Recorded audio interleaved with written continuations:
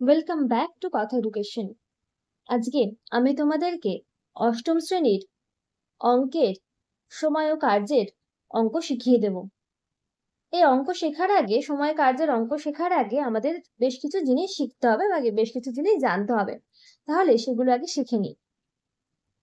দেখো, সময় ও কার্যের অঙ্কের আগে শুরু করার আগে আমাদেরকে দুটো জিনিস সবার আগে জানতেই হবে।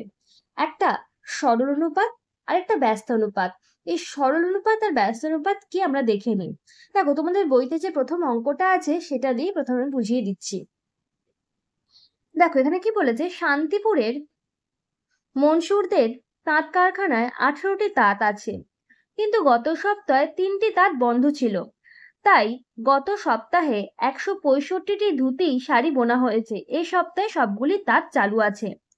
তাহলে কতগুলি ধুতি বা শাড়ি বোনা যাবে? এটি হচ্ছে অঙ্কের মূল বক্তব্য।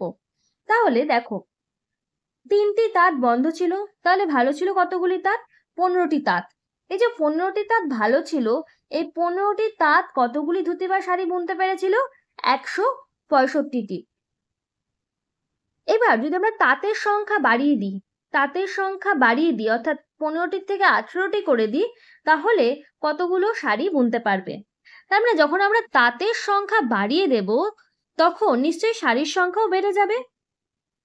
এই যে একটা বাড়ালে আরেকটা যে বেড়ে যাচ্ছে, একটা বাড়ালে আরেকটা যখন বেড়ে যাবে, তখন সেটা কি হবে? সরল সম্পর্ক। আর ব্যস্ত সম্পর্ক কি হবে? উল্টোটা হবে। ব্যস্ত সম্পর্ক হবে একটি বাড়লে আরেকটি কমবে, বা আরেকটি কমলে আরেকটি বাড়বে। এরকম যখন উল্টোটা হবে, তখন সেটা হয়ে যাবে ব্যস্ত অনুপাত বা ব্যস্ত সমানুপাত। বুঝতে পেরেছো? ঠিক।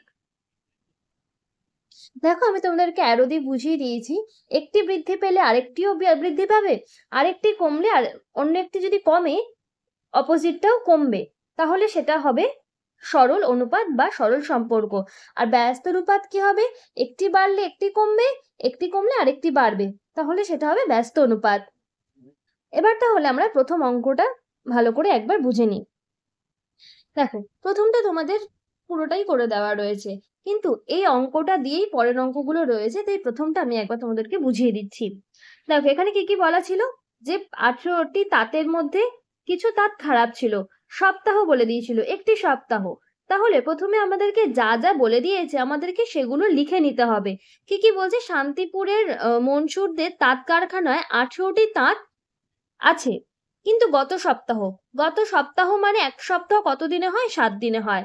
গত সপ্তাহে 3টি তাঁত বন্ধ ছিল, তাই গত সপ্তাহে 165টি ধুতি বোনা হয়েছে বা ধুতি শাড়ি বোনা হয়েছে। এখান থেকে দেখো আমরা তিনটে জিনিস পাচ্ছি। একটা হচ্ছে কত দিনে বোনা হচ্ছে, কতগুলি মেশিন কাজ করছে, আর সেই কটি মেশিন মিলে কতগুলি শাড়ি তৈরি, ধুতি বা শাড়ি তৈরি করতে পারছে। তার মানে এখানে আমরা পাচ্ছি দিন, অর্থাৎ সময় দিনে পাচ্ছি। তাঁতের সংখ্যা, তাঁত মানে যে মেশিনটা তাঁতের শাড়ি বা ধুতিগুলো বুনছে সেগুলোকে তাঁত বলা হয়, তাঁতের সংখ্যা। আর ধুতি বা শাড়ির সংখ্যা। এবার কিভাবে জিনিসটা আমাদের টুকতে হবে, কিভাবে লিখতে হবে? যেটা সেম থাকবে, যেটা একই থাকবে, অর্থাৎ যেটা কনস্ট্যান্ট থাকবে। যেমন এখানে দিন, এখানে কনস্ট্যান্ট একই রয়েছে, এর কোনো নড়চড় হয়নি। প্রথমেও ওরা 7 দিন সময় নিচ্ছে, পরেও 7 দিন সময় নিচ্ছে। এখানে দিনের কোনো নড়চড় হয়নি, তাই প্রথমে কি লিখে নেওয়া হচ্ছে? দিন লিখে নেওয়া হচ্ছে, সময় অর্থাৎ দিনে। তারপর হচ্ছে গিয়ে যে দুটো সংখ্যা আমরা পাচ্ছি, কোন দুটো সংখ্যা পাচ্ছি কিন্তু অথচ আলাদা, সেটা হচ্ছে গিয়ে তাঁতের সংখ্যা। প্রথমে তো খারাপ ছিল তাঁত, 18টির মধ্যে অর্থাৎ 15টি কাজ করতে পেরেছে, পরে 18টি কাজ করছে। তাহলে পরে আমরা কি পাচ্ছি? তাঁতের সংখ্যা। প্রথমে 15টি কাজ 15টি মেশিন কাজ করে বা 15টি তাঁত কাজ করে 165টি ধুতি বানাতে পেরেছে। পরে 18টি মেশিন কাজ করে কতগুলি বানাতে হবে সেটা বার করতে হবে। তাহলে প্রথমে হচ্ছে যেটা এক সংখ্যা পাবো সেটাকে লিখে নেব। তারপর কি লিখবো? যেটা দুটোই দেওয়া থাকবে কিন্তু দুটো আলাদা থাকবে সেটা লিখবো। তারপরে যার একটা থাকবে আর একটা বের করতে হবে সেটা আমরা লিখে নেব। বুঝতে পেরেছো অঙ্কটা আমরা টুকবো কি করে? এবার অঙ্কটা আমাদের সাজিয়ে নেওয়ার পর আমাদেরকে বার করে নিতে হবে এটি সরল সম্পর্ক না ব্যস্ত সম্পর্ক। অর্থাৎ সরল অনুপাত না ব্যস্ত অনুপাত? কি করে বুঝবো? দেখো, এই সময় দিনটা তো সেম থাকছে, 7 দিনেই কাজ করছে, সুতরাং দিনটাকে নিয়ে আমরা একেবারেই ভাববো না। আমাদের যেটা ভাবার বিষয় সেটা হচ্ছে কি কতগুলি মেশিন কতটা কাজ করতে পারছে। প্রথমে দেখা যাবে যে 15টি মেশিন 165টি ধুতি বা শাড়ি বুনতে পারছে, তাহলে 18টি নিশ্চয়ই তার থেকে বেশি বেশি শাড়ি বা ধুতি বুনতে পারবে। তাহলে যখন আমরা মেশিনের সংখ্যা বাড়াবো তখন কাজের পরিমাণও আমাদের কি হয়ে যাবে, বেড়ে যাবে, আমরা বেশি প্রোডাকশন অর্থাৎ বেশি পরিমাণ উৎপন্ন করতে পারবো। তাই যখন দুটোই বাড়ছে, দুটোই বৃদ্ধি পাচ্ছে বা দুটোই কমছে, তাহলে তখন কি হয়ে যায়, তোমাদেরকে একটু আগেই বলেছি, সেটা হচ্ছে সরল সম্পর্ক। তাহলে দেখো, সময় নির্দিষ্ট থাকলে, আবারও বলছি, একটা কনস্ট্যান্ট থাকতেই হবে। এটা যদি চেঞ্জ হয়ে যেত তাহলে কিন্তু অঙ্ক অন্যরকম হতো। এখানে একটা কনস্ট্যান্ট রয়েছে, তাই একে দেখার দরকার নেই, সময় একই রাখছে। নির্দিষ্ট সময় থাকলে তাতে সংখ্যা যদি বাড়ানো হয়, বাড়লে বা কমলে, যদি কমানো হতো তাহলে কি হতো, কমে যেত, এই উৎপন্নের সংখ্যাও কমে যেত। তাঁতের সংখ্যা বাড়লে বা কমলে ধুতি বা বাড়ির শাড়ির সংখ্যা কি হবে, বাড়বে না কমবে? নিশ্চয়ই বাড়বে। তাহলে তাঁতের সংখ্যা সাথে ধুতির শাড়ির কি সম্পর্ক হবে, সরল সম্পর্ক হবে। সরল অনুপাত টোকা হয় কি করে? এবার অনুপাতটা টুকবো। অনুপাতে কি করে টোকা হয়? প্রথমে এই দুটো টুকে নিতে হবে ইস্টু দিয়ে, তাঁতের সংখ্যা ইস্টু তাঁতের সংখ্যা, ডাবল ইস্টু ধুতি বা শাড়ির সংখ্যা ইস্টু জিজ্ঞাসা চিহ্ন। দেখো, 15 ইস্টু 18, ডাবল ইস্টু 165 ইস্টু জিজ্ঞাসা চিহ্ন, যেটা আমরা নির্ণয় করব সেটা এখানে রাখবো। এবার হচ্ছে গিয়ে, এটা হচ্ছে সরল অনুপাত। সরল অনুপাত হলে ভাগ, আর ব্যস্ত অনুপাত হলে গুণ। সরল অনুপাত হলে ভাগ, অর্থাৎ 165 ভাগ মানে 15 দিনে, এটা যদি আমরা কথায় এরভাবে সাজাতে পারি, জিনিসটা কি হবে, যে 15টি তাঁত কতগুলো বুনতে পারছে, 15টি তাঁত 7 দিনে বুনতে পারছে 165টি ধুতি শাড়ি। তাহলে একটি তাঁত কতগুলো করতে পারবে, 165 বাই 15, তাহলে 18টি তাঁত কতটা কাজ করতে পারবে, 165 বাই 15 গুণ 18, 165 বাই 15 গুণ 18, ঠিক সেভাবেই সাজানো হয়েছে। দেখো, 165 ভাগ 15 গুণ 18, এনে কাটাকুটি করে কি আসছে, 198টি। এবার হচ্ছে কি, যদি আমরা অঙ্কটাকে ঐকিক নিয়মে করতাম, ঐকিক নিয়মে করলে লিখে লিখে করতে হতো। দেখো, অন্যভাবে ঐকিক নিয়মে হিসেব করি। 15টি, যেটা আমি তোমাদেরকে মুখে বললাম, 15টি তাঁত তৈরি করে 165 ধুতি বা শাড়ি। একটি তাঁত করবে 165 বাই 15টি ধুতি বা শাড়ি, আর 18টি তাঁত কত করবে, 18টা গুণ হয়ে যাবে, কাটাকুটি করে উত্তর একই আসবে। তাহলে প্রথম অঙ্কটা বুঝতে পেরেছো। এরপর পরের অঙ্কটা কি বলেছে, পরেরটা দেখো, যদি সবগুলো তাঁত চালু থাকে তবে 194টি ধুতি শাড়ি তৈরি করতে কত দিন সময় লাগবে হিসেব করি। এবার বলছে যদি সবগুলো তাঁতই প্রথম থেকে চালু থাকতো, মানে 18টা তাঁতই কাজ করবে, কিন্তু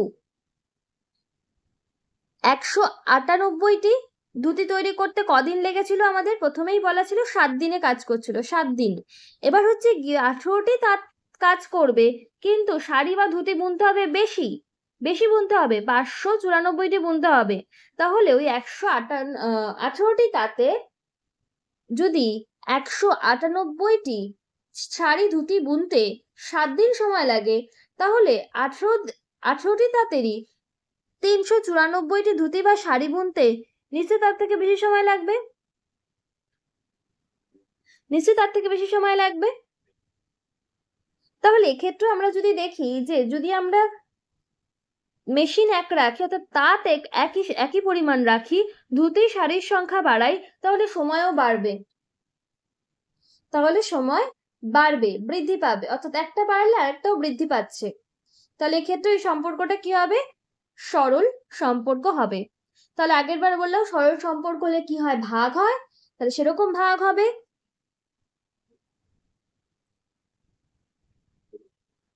ভাগ হবে, তাহলে কি হবে, তাহলে ভাগ হবে, হলে হবে 7 বাই 198 গুণ 594। আচ্ছা, তোমাদের এখানে কিন্তু অঙ্কটা বইতে ভুল ঢোকা আছে, এখানে 18 হবে না, এখানে 7 হবে, ভুল করে 18 দেওয়া রয়েছে। তাহলে আমরা কাটাকুটি করলে কি দাঁড়াবে আমি তোমাদেরকে দেখিয়ে দিচ্ছি খাতায়। 198 দিয়ে যাবে 3 বার। দেখো গুণ করে যদি আমরা দেখি, 198 গুণ 3, 3 8 24 4, ক্যারি 2, 3 9 27, যদি 29 9, ক্যারি 2, 3 1 3, 2 5। দেখো 594। তাহলে এটা সরাসরি আমরা 3 দিয়ে কেটে দিলাম, 3 7 21। এবার যদি তোমাদের মাথায় সরাসরি 3 দিয়ে কাটা না আসে বা 3 দিয়ে মাথায় না আসে, তখন তোমাদের কি করতে হবে, ছোট ছোট করে কেটে দেখতে হবে।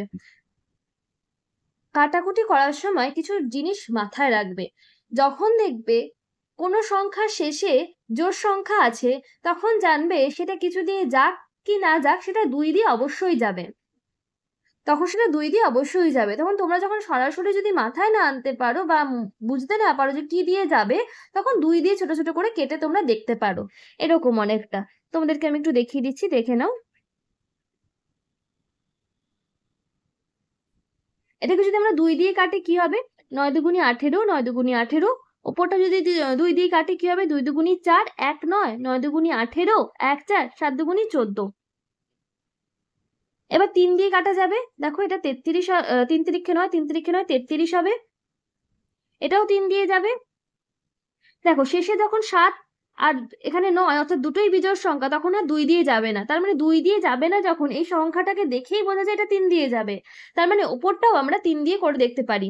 সংখ্যাটা 9 দিয়েও যাবে, আমরা 9 দিয়েও করে দেখতে পারি। আমি তোমাদের ছোট ছোট করেই দেখাচ্ছি। প্রথমে 3 দিয়ে করে দেখছি, তাই 3 তিরিক্ষে 9, 3 তিরিক্ষে 9, এটা কি দিয়ে যাবে, 3 নং 27, 28 29, 3 নং 27। দেখো এবার একটা সরাসরি 3 দিয়ে চলে যাবে, 3 3 33 99 হয়, 3 তিরিক্ষে 9, 3 তিরিক্ষে 9 হয়। তাহলে দেখো 3 7 21, উত্তর কিন্তু একই এলো। তাহলে তোমরা যদি একেবারে পুরোটা সরাসরি কাটতে না পারো, এভাবে ছোট ছোট করে কেটে অঙ্ক করবে। তাহলে বুঝতে পারলে যে পরেরটা কি হলো, তাঁতের সংখ্যা 1 রাখা হয়েছিল, ধুতি বা শাড়ির সংখ্যাকে চেঞ্জ করা হয়েছে, এবং সেইগুলো কত দিনে করা যাবে সেটা তোমাকে বার করতে বলা হয়েছিল। এটা ঐকিক নিয়মে বলে দিয়েছে। ঐকিক নিয়মে কি বলেছে দেখো, 198টি ধুতি শাড়ি বুনতে 7 দিন সময় লাগে। একটি শাড়ি বুনতে কত দিন লাগবে, 7/198। তাহলে 594টা বুনতে কত দিন লাগবে, 7/198 গুণ 594, অর্থাৎ 21 দিন। এবার দেখো একই অঙ্ক আবার কি বলেছে, এবার যদি সবগুলো তাঁত অর্থাৎ 18টি তাঁতই চালু থাকে, 21 দিনে 594টি ধুতি শাড়ি বোনে। আমরা দেখলাম কি 18টি তাঁত 21 দিনে 594টি শাড়ি বা শাড়ি ধুতি বুনছে, এটা আমরা দেখলাম। কিন্তু এই 594টি ধুতি শাড়ি 14 দিনে বুনতে চাইলে কতগুলো তাঁত লাগবে। এবার কি হচ্ছে দেখো, দিন সংখ্যা চেঞ্জ করে দিচ্ছে। তোমাকে বার করতে হবে কি, তাঁতের সংখ্যা। এবার তোমাকে বার করতে হবে তাঁতের সংখ্যা, অর্থাৎ ধুতি শাড়ি একই থাকছে, 594টাই বোনা হবে। প্রথমে সময় কি নিচ্ছিল, 21 দিন নিচ্ছিল। কতগুলি তাঁত কাজ করছিল, 18টি তাঁত কাজ করছিল। 594টাই বোনা হবে, কিন্তু সময় নিতে হবে 14 দিন। ওই অত দিন নেওয়া যাবে না, 21 দিন নেওয়া যাবে না, নিতে হবে 14 দিন। তাহলে কতগুলো তাঁত লাগবে। এবার ভেবেচিন্তে বলো যে যদি আমরা একই সংখ্যক শাড়ি ধুতি উৎপাদন করতে চাই, তাহলে সেক্ষেত্রে সময় যদি কমাই, নিশ্চয়ই আমার তাঁতের সংখ্যা বাড়িয়ে দিতে হবে। তাহলে সময় কমানো হলে তাঁতের সংখ্যা বাড়ানো হচ্ছে। এক্ষেত্রে আমরা কি দেখতে পাচ্ছি, একটা যদি কমানো হয় আরেকটা বাড়ানো হচ্ছে, একটা যদি কমানো হয় আরেকটা বাড়ানো হবে। তাহলে একটা কমলে আরেকটা বাড়লে কি সম্পর্ক হয়, সেটা হয়ে যায় ব্যস্তানুপাত বা ব্যস্ত সমানুপাত বা ব্যস্ত সম্পর্ক। ঠিক আছে, তাহলে ব্যস্ত সম্পর্কে কি হয়, আমি তোমাদেরকে একটু আগে বলেছি গুণ হয়, ব্যস্ত সম্পর্কে গুণ হয়। তাহলে এখানে কি হবে, 18 গুণ 21 বাই 14, 18 গুণ 21 বাই 14। কি হবে, টোকা হয় ব্যস্ত সম্পর্কটা একই রকম। 14:21 মানে সময় সময় একই দিকে, ইস্টু দিয়ে তাঁতের সংখ্যা অন্যদিকে, 18 ইস্টু কত। তাহলে এটা কি হবে, 21 গুণ 18 বাই 14, এটা কাটাকুটি করলে হবে 27টি। এবার তাহলে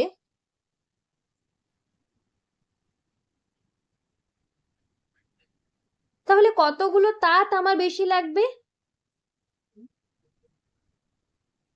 কতগুলো তাঁত বেশি লাগবে? আগে লাগছিল কতগুলি? 18টি। এবার লাগবে 27টি। তাহলে কটি তাঁত বেশি লাগবে কি করে বার করা যাবে? 9টি তাঁত বেশি লাগবে। 27 বিয়োগ 18 অর্থাৎ 9টি তাঁত বেশি ব্যবহার করতে হবে বা বেশি বসাতে হবে। দেখো, এরপরে তোমাদের বইতে সরল সম্পর্ক আর ব্যস্ত সম্পর্কটা এভাবে অ্যারো দিয়ে বুঝিয়ে দিয়েছে।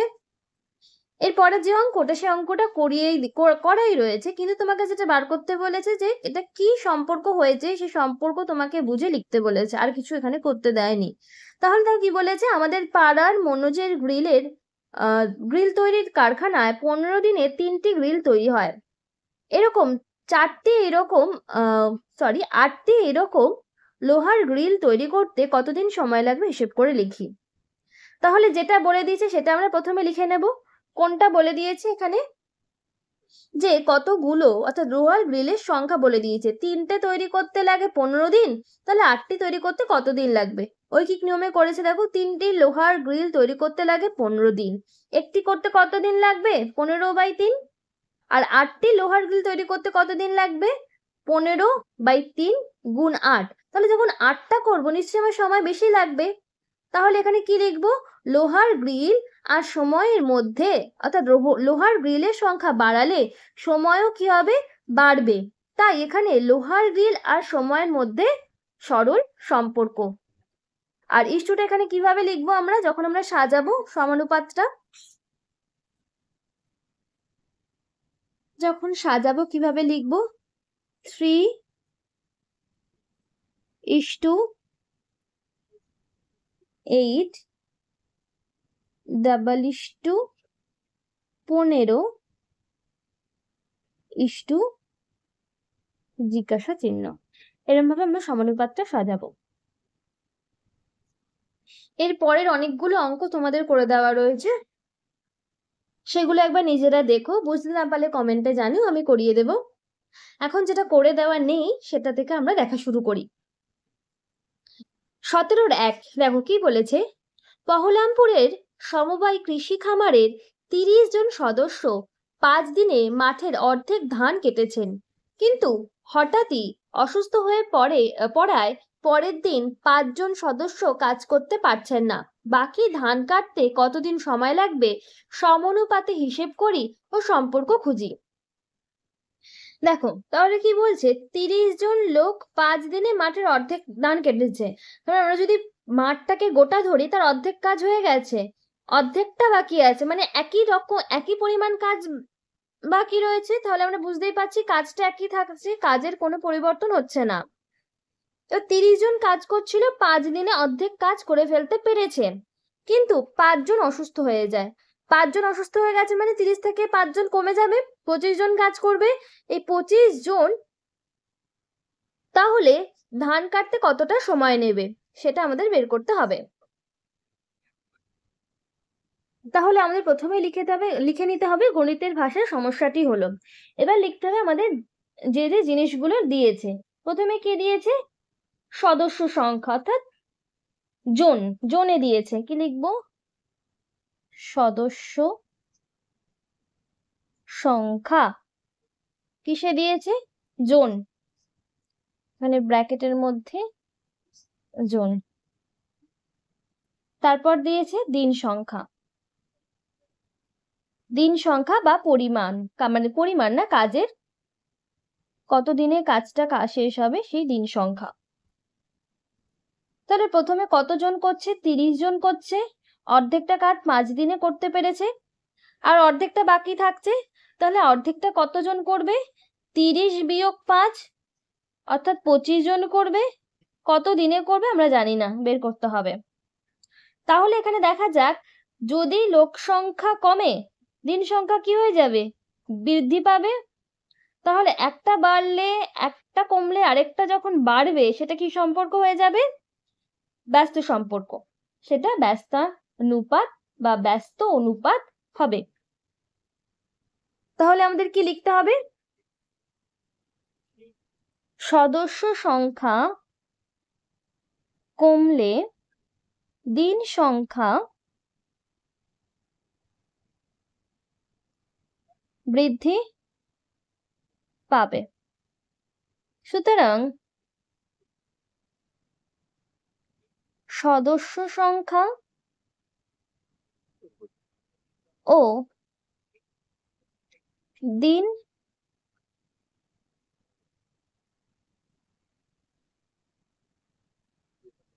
সংখ্যার মধ্যে ব্যস্ত সম্পর্ক।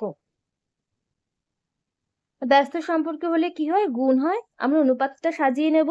একই দিকে রাখবো সদস্য সংখ্যা 25:30 ডাবল ইস্টু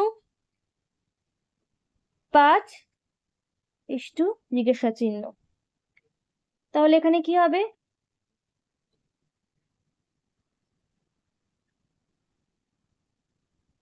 5 গুণ 30/25।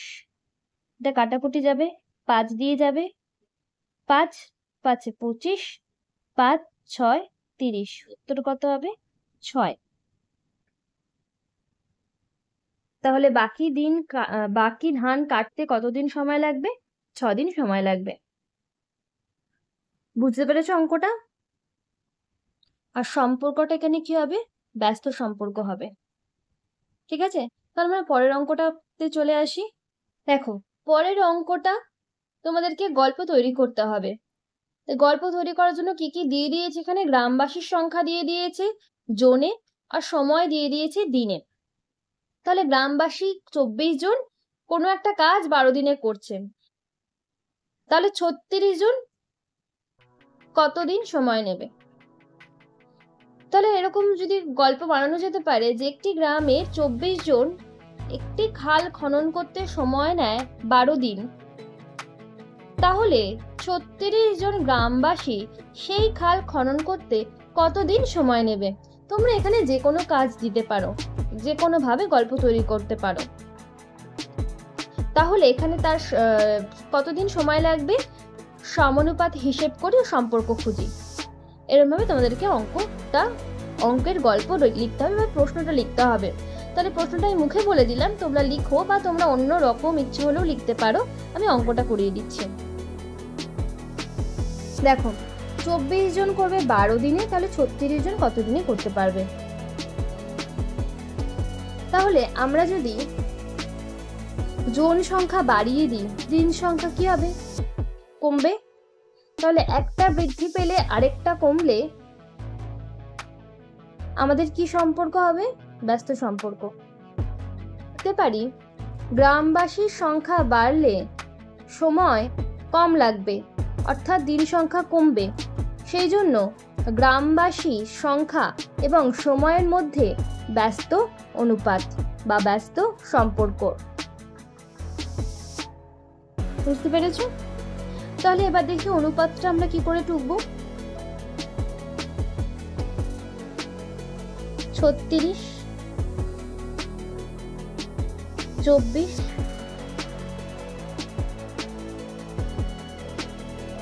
12 কত? জন সংখ্যা একদিকে, দিন সংখ্যা একদিকে রাখলাম। এবার তাহলে ব্যস্ত সম্পর্ক হলে কি হয়? গুণ হয়। কি লিখবো? 12 গুণ 24 বাই 36। তাহলে এটা কাটাকুটি যাবে, 3 12 36, 3 8 24, 8 দিন। কদিন লাগবে 36 জনে? 8 দিন লাগবে। বুঝতে পেরেছো? পরেরটা কি আছে দেখো, সমবায় সমিতির জন সংখ্যা দিয়ে দিয়েছে 30 জন, সময় 5 দিন। পরের বার 5 জন কমে যাচ্ছে, অর্থাৎ 25 জন হচ্ছে, তাদের কতটা সময় লাগবে? এখানে তোমরা একটা গল্প তৈরি করতে পারো, যে কোনো গল্প তৈরি করতে পারো। গল্পটা তোমরা নিজেরা চেষ্টা করো, না পারলে আমাকে কমেন্টে জানিও, আমি করিয়ে দেবো। আমি তোমাদেরকে অঙ্কটা দেখিয়ে দিচ্ছি। দেখো, কোনো একটা কাজ যদি 30 জন সদস্য 5 দিনে করে, তাহলে 25 জন যদি করে, সেটার সময় বেশি নেবে না কম নেবে? মানে যেই সদস্য সংখ্যা কমে যাবে নিশ্চয়ই সময় বেশি লাগবে। তাহলে এখানে কি দেখা যাচ্ছে? একটা কমলে আরেকটা বাড়ছে। একটা কমলে আরেকটা বাড়লে কি সম্পর্ক হয়? একটা কমলে আরেকটা বাড়লে হয় ব্যস্ত সম্পর্ক। তাহলে অঙ্কটা আমরা করে নিই। দেখ, তাহলে আমরা কি লিখতে পারি? যে সমবায় সমিতির সদস্য সংখ্যা কমলে সময় বেশি লাগবে, সময় হবে দিনে, সময় বেশি লাগবে। তাই সমিতির সদস্য সংখ্যা আর সময়ের মধ্যে কি সম্পর্ক? ব্যস্ত সম্পর্ক। আমি পুরোটা বলে দিলাম, আমি শুধু লিখছি এখানটায় ব্যস্ত সম্পর্ক। তোমরা খাতায় যখন করবে পুরোটা লিখে নিয়ে করবে।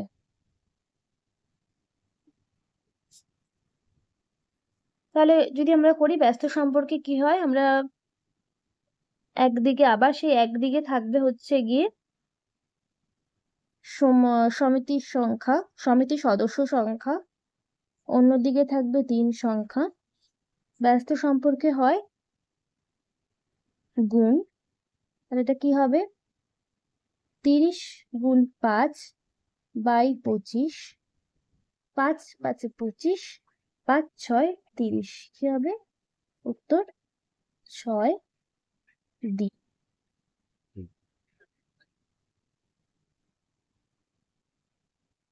এরপরে দেখো, তোমাদের ভগ্নাংশের মাধ্যমে অঙ্কগুলো রয়েছে, সেজন্য এগুলো একটু আলাদা রকম ভাবে হবে, একটু বুঝে নিতে হবে ভগ্নাংশগুলো। সেই জন্য এগুলো আমরা পরের পার্টে দেখিয়ে দেবো, পরের পার্টে আমি তোমাদেরকে দেখিয়ে দেবো। আজকে তাহলে এইটুকুই। তোমরা ভালো করে প্র্যাকটিস করো অঙ্কগুলো, আর বুঝতে না পারলে আমাকে কমেন্টে জানিও, আমি আরো একবার বুঝিয়ে দেবো। আর যেগুলো তোমাদেরকে নিজেদেরকে করতে বলেছি সেগুলো না পারলেও বলো, আমি করিয়ে দেবো। তাহলে আজকের মতো এইটুকু, টাটা। সবাই সুস্থ থেকো, ভালো থেকো, আর মন দিয়ে পড়াশোনা করো। আর ভিডিও ভালো লাগলে একটা লাইক অবশ্যই করে দিও, তার সাথে বন্ধুদের সাথে শেয়ার করতে ভুলো না, আর কমেন্টে জানিও কেমন লাগলো।